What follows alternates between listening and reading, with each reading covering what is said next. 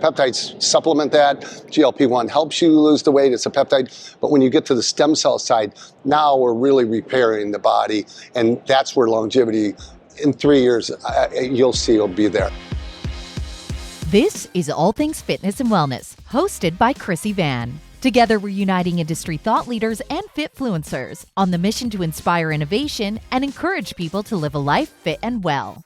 Is longevity the next real growth channel for fitness operators, or just another industry buzzword? This week's ATFW podcast is another ATFW Soundbite Session, recorded live at Beyond Activ in Dallas, featuring 3 leaders shaping how fitness, medicine, and performance are converging.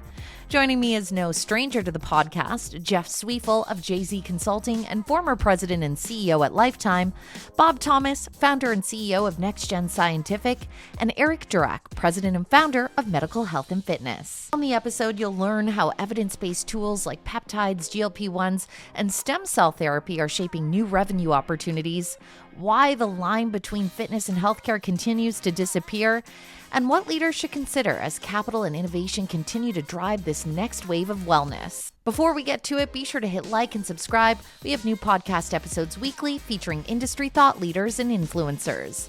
I'm your host, Chrissy Van, and this is ATFW.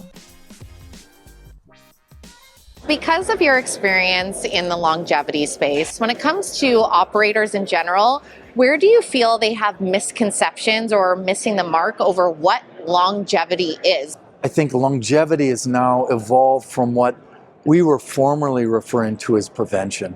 And preventative medicine and preventative health was really so dominant, but I think now it's evolved and shaped in new and better ways, in more meaningful and real impactful ways, where we recognize now that we want to try to meet the customer where they're at on their journey and help find and achieve the kind of outcomes that they desire, whether that be sleeping better, weight gain, how they're getting brain fog and their brain clarity, or how they're preventing some of these 4 horsemen of chronic disease like heart disease, cancer, diabetes, or cognitive decline.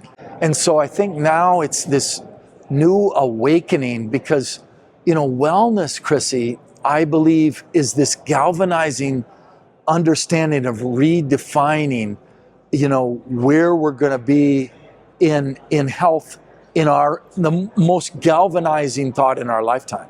So it's a really exciting time. What has been the dominating demographic that's expressed interest and really as a consumer demanding these services to be in existence? Yeah, I think there is a reality is, and sort of the surprising fact is it's a broad range of age that are interested in this longevity category.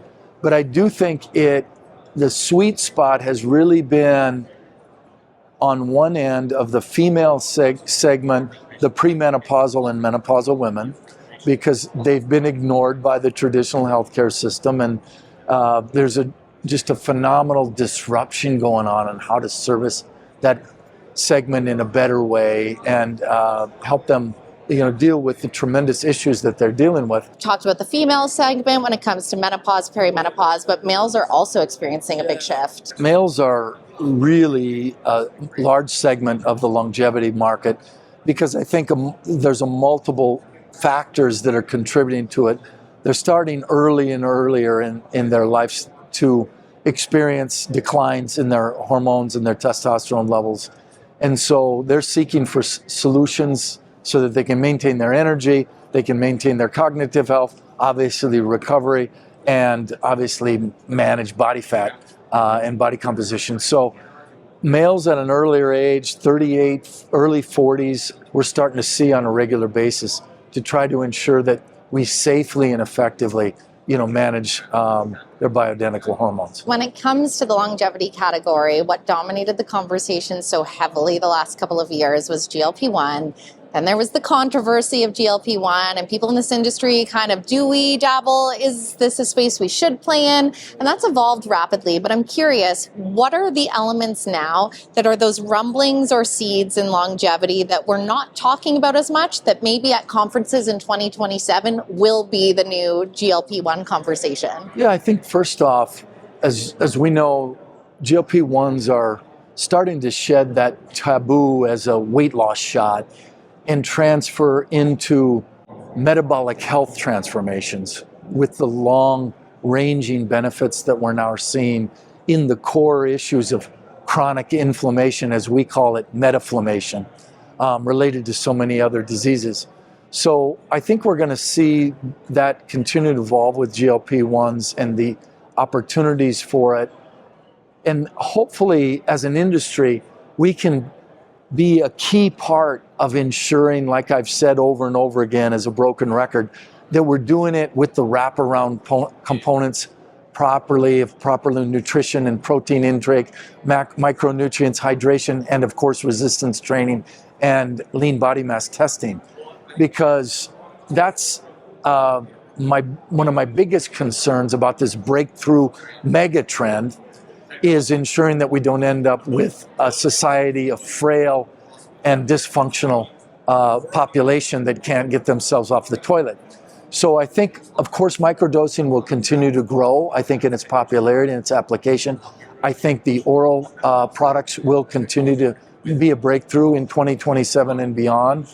And I think the titration and the off-ramping will continue to be a big conversation, because we know that we need to fix the fundamentals of an individual's metabolic dysfunction, and this drug is an amazing product to be able to help do that.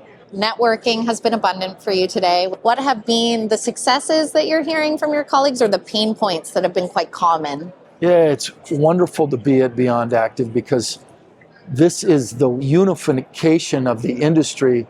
But what brings us together, I think, more importantly, is our shared mission. We're all here because I think, like me, we're passionate about changing lives. That's what brought me into this industry. It's what kept me motivated in this industry.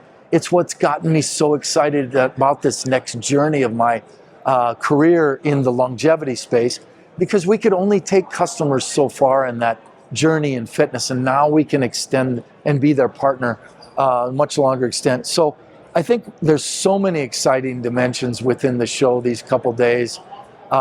And I just think it's wonderful how now I feel there's more openness and collaboration that's happening across operators particularly, that's sharing best practices, and I think getting all ships to rise. Longevity. Bob Thomas's world, I'm curious. So you're saying, like, some people can't quite define it. So in your world, what does it mean to you? And it's been a 4-decade journey, because, when I first started in the industry, I was a sales guy, or a trainer first, then sales. And when somebody would come in and ask, come and see me, and we would, I would be selling them a membership, they said, well, I got to go see my doctor, right? And then I would never see him again. And I'd ask my manager, I said, well, what happened? I thought they were on board and everything. Like, well, you told them to go see their doctor. And I go, really? I go, oh yeah, the doctors aren't on our team. They're not endorsing working out at this point. So ever since then, I've been on a journey to get the medical field and the fitness field together. And I think we've done a really good job early on to build wellness programs and all, but they didn't have stickiness. I mean, it was very passive. The companies really, unless they paid for it, which a lot of them never did, we really weren't able to be effective. But now that there's these products, peptides, GLP-1, done the right way and built with the right system, I believe we're able to now pave the road of the word longevity and actually define it as we're going along the way and build that journey. So as a client comes in or a member comes in, now you have a comprehensive program where it says, all right, it's not a shot deal. Doesn't mean we're not going to have you on it for 4, 5, 6 months or 2 years. It's really just maybe a starter.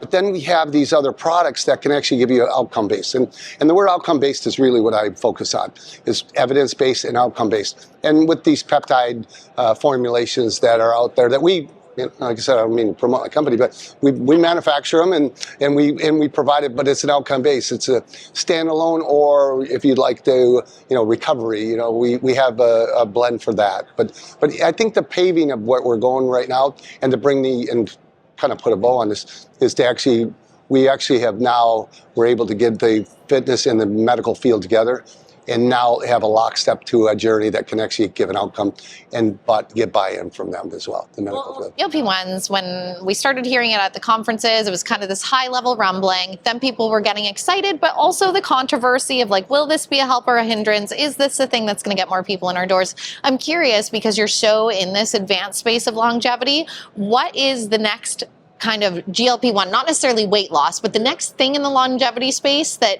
is in that rumbling phase that no one's really talking about at the forefront, but let's fast forward 3 conference years from now, that will be the forefront of conversation? Yeah, great question. We went through GLP-1 in the last 24 months, right? Now we're into the peptides space, and we'll have that for forever, right? But the question you're asking in the third part is stem cell therapy.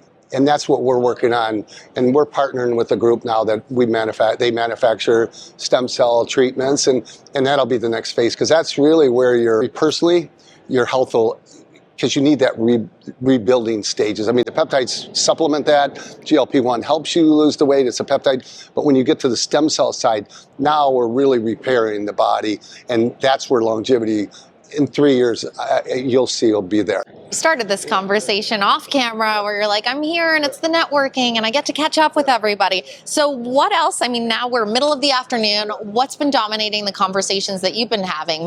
Whether it's wins or perhaps some pain points that keep coming up amongst you and your colleagues? I would say there's a transition going on right now in the whole industry. I think that we've gone through all these phases over decades, right? And the one thing that I can tell you, that because the medical thing's taking shape now, and recovery rooms and all that, and those are great, but it's really now the medical side of it, and how the engagement of the medical integration, and you got Lifetime Fitness through Menorah, you have a couple other groups out there. I can't tell you who they are yet, but there's some really big facilities being built. One in Vegas right now, and it's probably going to be the craziest thing you ever heard, because they're selling memberships for $100,000 a month. I mean, think about that. But you get your own gym, you got your 24/7 care, and so I think the industry is going to elevate when those type of players are coming in, because Lifetime Fitness really dominates that luxury brand right now, and then you got your HLPs, but then there's that gap, right? So are there some groups out there that are going to fill that middle gap? There are some brands out there that are small regional chains that I've worked with, but there's some big, corporations that are saying, all right, let's dominate this space. Let's, fill it with the right products and get the medical and the fitness and really do it right. And these are going to be, $200 million, $300 million facilities.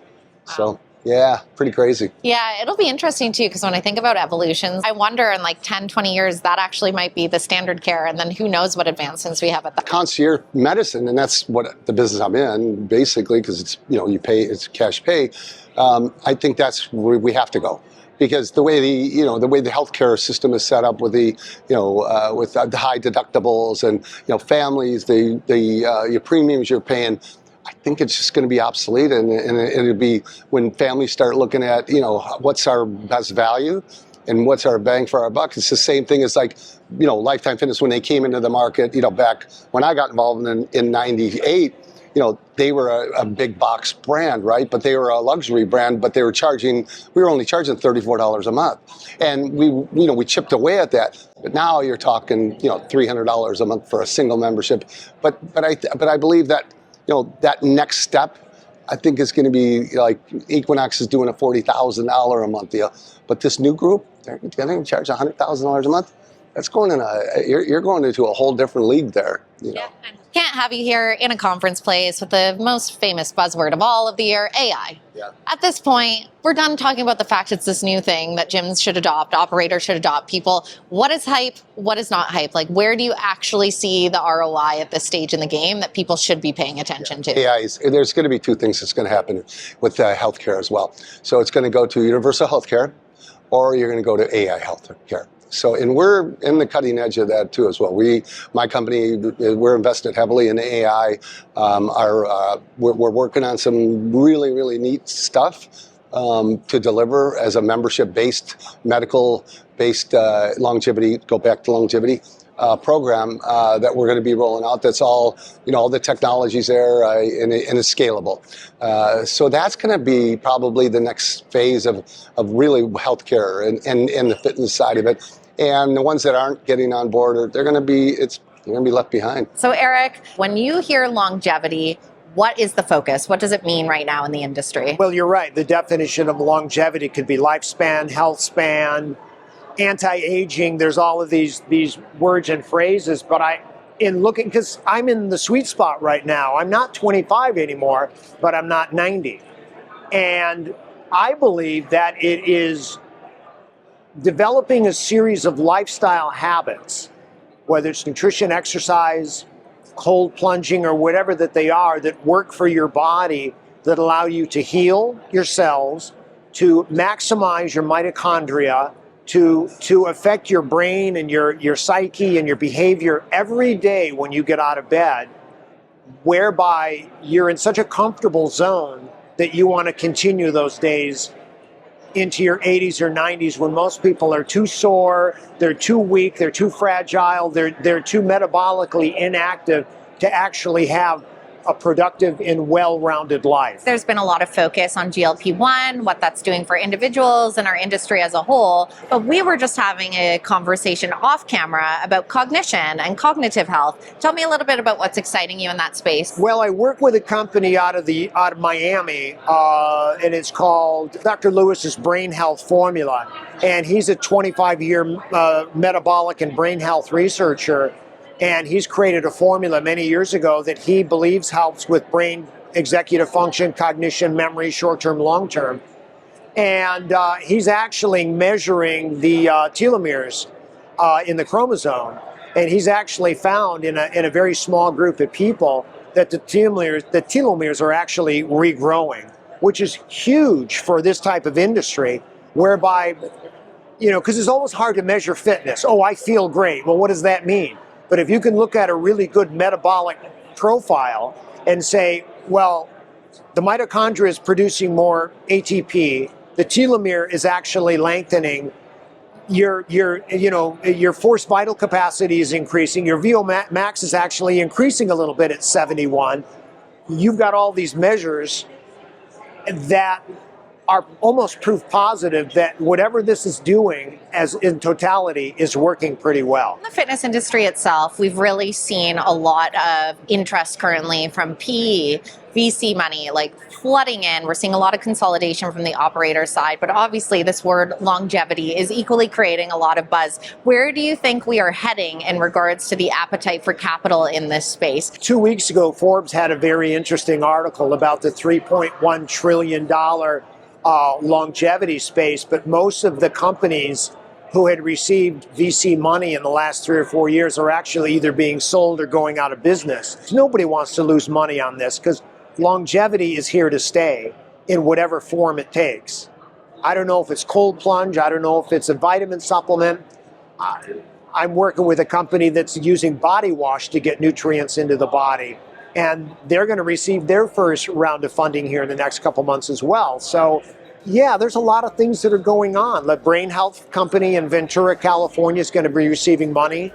So we're chipping away. And I just think that everyone wants to be healthy and active and have a great memory when they're 88. That's the main goal. You've just listened to the All Things Fitness and Wellness podcast, hosted by Chrissy Van. Be sure to hit like and subscribe. We have new podcast episodes weekly featuring industry insiders and influencers. Together, we're on a mission for everyone to live a life fit and well.